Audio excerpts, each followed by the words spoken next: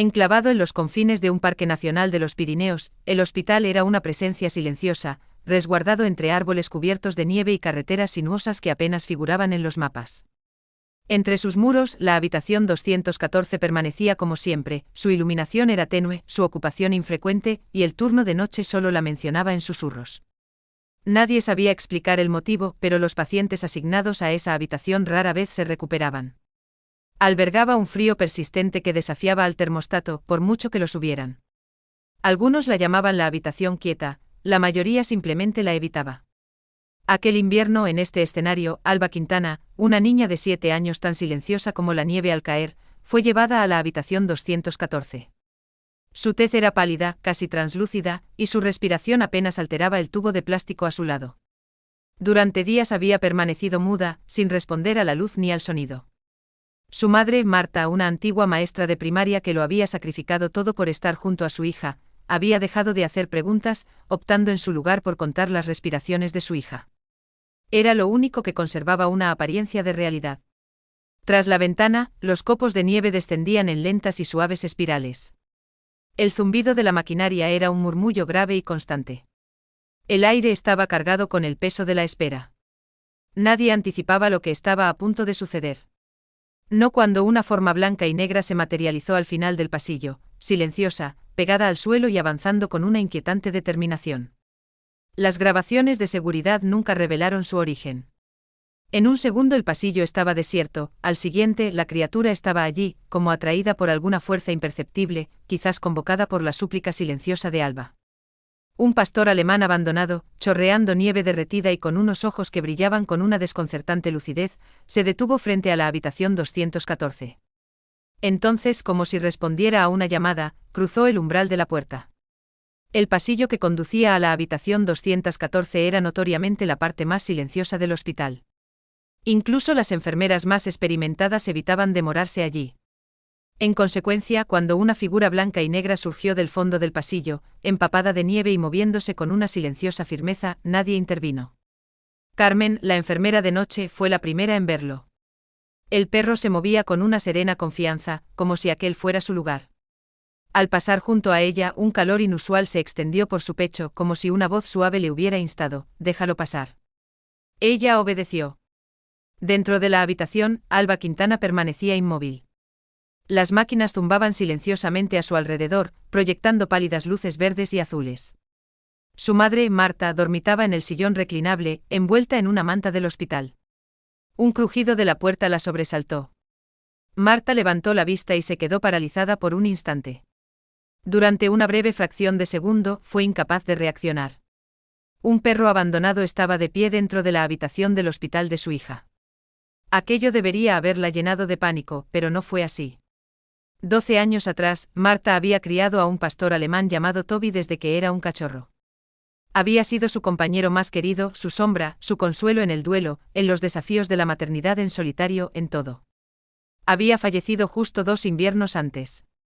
El perro que tenía delante era un doble casi perfecto de él. El mismo pelaje, los mismos ojos, la misma silenciosa intensidad en su mirada. Algo se removió en lo más profundo del pecho de Marta. Se le cortó la respiración. Permaneció en silencio e inmóvil, pero en su corazón, una puerta se abrió de par en par. Hizo un único gesto de asentimiento y, como si ese fuera el único permiso que el perro necesitaba, este avanzó. Silenciosa y confiadamente se subió al colchón con un cuidado deliberado y experto y se tumbó junto a Alba. Luego, con delicadeza, posó una pata sobre la pequeña mano abierta de la niña. Por un momento, no hubo nada. Después, todo cambió. Los dedos de Alba se flexionaron de forma casi imperceptible. Su voz rompió la quietud: «¿De verdad has venido?» Al principio, nadie pretendía que el perro se quedara. La política del hospital era estricta: nada de animales en las camas de los pacientes, y menos en una unidad de cuidados intensivos. Pero mientras Orión se acomodaba junto a Alba, una atmósfera de tranquilidad impregnó la habitación, desafiando la inflexibilidad de las normas. Sin embargo, la habitación 214 había dejado de seguir los protocolos hacía mucho tiempo. Alba había sido trasladada a cuidados paliativos apenas 36 horas antes. Sus órganos estaban fallando. Su actividad cerebral era casi nula. El doctor Leal le había comunicado la noticia en persona, con un tono sosegado y profesional. Marta no lo había rebatido.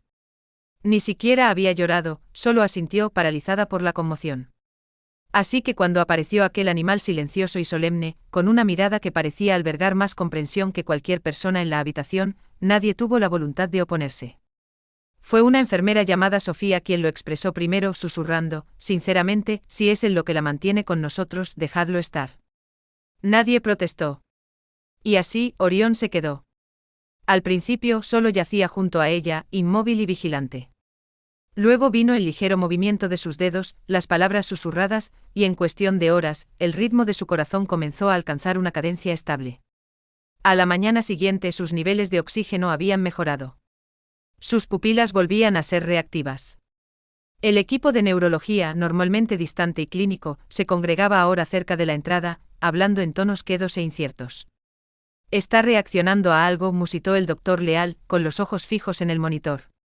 «Solo que no puedo determinar a qué». A la segunda noche actuó sin dudar. Cuando el personal de seguridad planteó su preocupación por la continua presencia del perro en la habitación, firmó personalmente la autorización.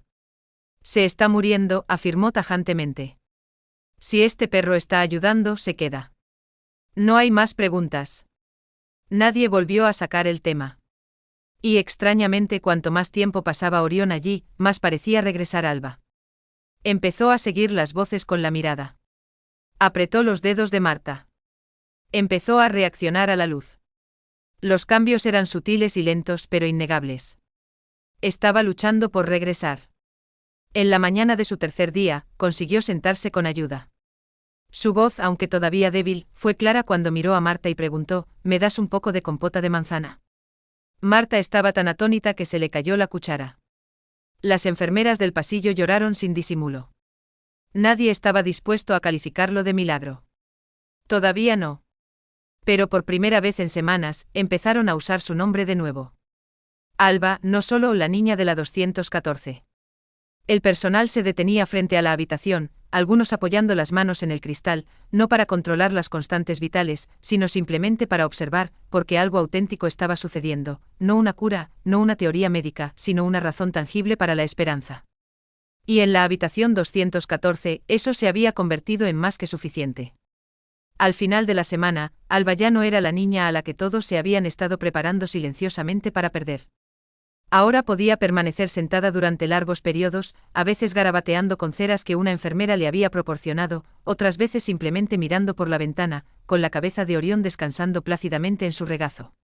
Pero un cambio inquietante también había empezado a manifestarse. Al principio fue casi imperceptible. Solo el turno de noche lo comentó. La temperatura ambiente de la habitación se desplomaba después de medianoche, independientemente del ajuste del termostato. Una enfermera insistió en que vio las luces parpadear y atenuarse sin que nadie tocara los interruptores. Otra juró que detectó leves susurros al pasar por la puerta. Orión también lo percibía. Ya no dormía profundamente durante la noche. En su lugar permanecía sentado durante horas, con el cuerpo tenso, con la mirada fija en el rincón del fondo a la izquierda, una zona envuelta en las sombras que proyectaba el monitor cardíaco. Marta fue la primera en presenciarlo. Se despertó una noche y vio a Orión inmóvil y rígido, con los ojos fijos en aquel rincón sombrío. Cuando susurró su nombre, no reaccionó. Le temblaron las orejas, sus músculos estaban tensos. O estaba escuchando o estaba esperando. Al día siguiente una nueva enfermera, Eva, llegó para tomar las constantes vitales rutinarias. Joven y ajena a la extraña atmósfera de la habitación 214, entró con un talante profesionalmente alegre. «Buenos días, Alba», dijo radiante. Antes de que pudiera decir más, Alba la interrumpió. «Oye, que ella no duerme como nosotros». Un silencio repentino inundó la habitación. Eva parpadeó, desarmada por el tono de la niña, que era tranquilo, seguro y sonaba muy por encima de su edad. Marta levantó la vista bruscamente desde su silla, sorprendida. Los dedos de Alba siguieron acariciando lentamente el pelaje de Orión, con una expresión indescifrable. Más tarde esa tarde el doctor Leal regresó con una nueva serie de escáneres cerebrales. Su progreso continuaba. La actividad cortical aumentaba en regiones que antes se habían considerado insensibles. Pero también había empezado a documentar algo diferente, el comportamiento de Orión. En sus notas personales apuntó observaciones que nunca aparecerían en un historial médico. Perro alerta a las 3:12. Paciente mirando al rincón. Se registra de nuevo bajada de temperatura. No podía descifrarlo, pero también lo sentía. Había una entidad en la habitación, o quizás algo que la observaba. Ocurrió en la 7ª noche. La nevada en el exterior se había intensificado, formando un manto silencioso y opresivo. Dentro de la habitación 214 el ambiente era quieto y denso, no de pavor, sino de expectación. Alba dormía, con su pequeña mano descansando suavemente sobre el lomo de Orión. Marta dormitaba en el sillón reclinable, arropada en su chaqueta de lana, la habitación iluminada solo por el pulso verde del monitor cardíaco. A las 3:14 de la madrugada, Orión se puso en pie. No emitió ningún sonido, ningún gruñido. Simplemente se quedó allí, con los músculos tensos y las orejas erguidas. Su mirada volvió a aquel mismo rincón. Y esta vez empezó a moverse. Dio un paso lento, luego otro, situándose entre Alba y el rincón sombrío, con la cola rígida y la cabeza gacha. Marta se despertó de un salto, al sentir el cambio en la habitación. Se incorporó bruscamente con el corazón desbocado. Alba, susurró. La niña no se movió, pero entonces las luces zumbaron. Una parpadeó y luego estalló con un crujido de cristales. La habitación quedó sumida en una penumbra tenue y vacilante. Y Alba empezó a convulsionar. Su espalda se arqueó con violencia, con la boca abierta en un grito silencioso. El monitor aulló, su ritmo cardíaco se volvió peligrosamente errático y sus niveles de oxígeno se desplomaron. Marta gritó pidiendo ayuda, pulsando frenéticamente el botón de llamada. Nadie respondió. En la penumbra parpadeante, Orión se abalanzó. No chocó contra una pared. No golpeó el aire vacío. Golpeó algo. El sonido fue un gruñido profundo y gutural arrancado de su pecho. Se lanzó contra algo invisible, pero atacó con clara intención. Su cuerpo se estrelló contra el espacio vacío junto al rincón repetidamente, sus garras arañando el suelo de baldosas. Y entonces Alba jadeó. Las luces volvieron a brillar con fijeza. Las alarmas de la máquina se silenciaron. El aire se sintió más cálido, más ligero, respirable de nuevo. El doctor Leal entró corriendo en la habitación, con los ojos muy abiertos, asimilando la escena, la luz rota, el desorden, el cuerpo inerte de la niña acunado en los brazos de Marta, y el perro de pie, protector, entre ellos y el rincón con el lomo arqueado y los dientes enseñados a la nada. ¿Qué ha pasado?, exigió. No hubo respuesta. Alba gimió. Luego, con la voz más débil, susurró en el pecho de su madre: no ha dejado que me llevara. La nieve había empezado a derretirse, pero la habitación 214 conservaba un aire invernal. Incluso con la calefacción encendida, un escalofrío se aferraba a los rincones, una tensión palpable que no se había disipado desde la noche en que las luces habían estallado. Alba no había hablado mucho desde entonces. Respondía cuando le hablaban. Asentía y, de vez en cuando, sonreía. Pero una nueva quietud se había instalado en ella, como si estuviera en sintonía con cosas que nadie más podía percibir. Marta fue la primera en darse cuenta, la forma en que Alba lanzaba una mirada hacia aquel mismo rincón sombrío antes de quedarse dormida, la forma en que trazaba círculos sobre el pelaje de Orión con un roce distraído, la forma en que ya no tarareaba en el silencio, sino solo cuando el perro emitía un gruñido grave desde el fondo de su garganta. Está diferente, comentó una enfermera en voz baja. Es algo más que la recuperación. Es como si llevara algo consigo. El doctor Leal había empezado a visitarla sin su portapapeles. Se quedaba más tiempo, se inclinaba más cerca, no en previsión de informes médicos, no lo sabía, sino porque la atmósfera de la habitación parecía exigir una presencia silenciosa. Entonces, una mañana, Alba levantó la vista de su manta y formuló una pregunta: ¿los nombres tienen poder? Marta se detuvo con la taza de café a medio camino de la boca. A veces, respondió con cuidado. ¿Por qué lo preguntas? Alba no contestó. Pero esa noche empezó de nuevo. Orión fue el primero en agitarse, con las orejas temblorosas y la cola rígida. Las luces se atenuaron ligeramente. La temperatura bajó. Marta se arropó más con la manta. ¿Qué está pasando?, susurró. Alba no mostró miedo. Parecía preparada. Ha vuelto, afirmó. Orión se levantó de la cama, adoptando la misma postura en el mismo lugar, de cara al rincón. Y entonces, sin apartar la vista, Alba declaró: si digo su nombre, no puede quedarse. Marta se quedó rígida. Su instinto maternal gritaba: no, no lo reconozcas. No lo llames. Pero su mirada registró la determinación en el rostro de su hija, la compostura de Orión. ¿Qué nombre, Alba? Los dedos de la niña se aferraron al pelaje de Orión. Pronunció un sonido agudo y fracturado, como el chirrido de cristales rotos sobre piedra antigua. No era una palabra en español, no era nada que Marta hubiera oído jamás. Las luces se atenuaron aún más. El aire se volvió penetrantemente frío, y Orión ladró. Fue diferente a la vez anterior. Este ladrido fue atronador, un sonido demoledor, autoritario y furioso que destrozó el silencio. Algo se liberó como si el aire hubiera estado bajo una inmensa presión y de repente se soltara. Alba jadeó y se dejó caer sobre las almohadas. Temblaba, no de miedo, sino de agotamiento. Marta corrió hacia ella. ¿Qué has hecho? ¿Qué ha sido eso? Alba abrió los ojos lentamente. Su voz era suave pero resuelta.